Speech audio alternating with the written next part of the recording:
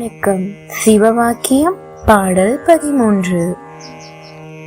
வித்தில்லாத சம்பிரதாயம் மேலுமில்லை கீழுமில்லை, தச்சில்லாத மாளிகை சமைந்தவாறும் அது எங்கனி. பெற்ற தாயே விற்றடிமை கொல்லுகின்ற பேதைகால், சித்தில்லாத போது சீவனில்லை இல்லை இல்லையே. அதாவது, விதையில்லாத செடியோ கொடியோ மரமோ வளர முடியுமா?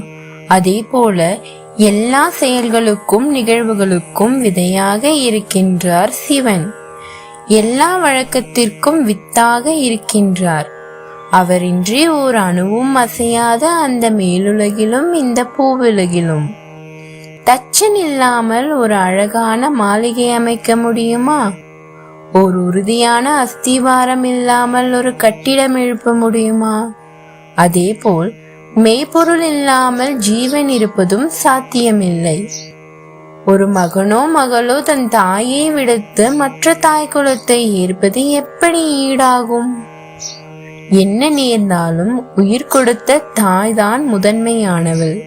அதேபோல் மெய்ப்பொருளாகிய சிவனை உணராமல் இருப்பது ஆன்மாவை உணராமல் இருப்பது போல். ஆன்மா இல்லாத உயிரும் இல்லை. வெறும் மெய்யை, அதாவது உடம்பை என்னும் கூட்டை வைத்து கொண்டு இருந்தால் அது ஒரு நாள் இல்லாமல் போகக்கூடியது என்பதை உணர வேண்டும். எனவே உயிருக்கு, அதாவது ஜீவனுக்கு மதிப்பு கொடுத்து உணர வேண்டும் என்பது இப்பாடல் உணர்த்தும் பொருள். நன்றி.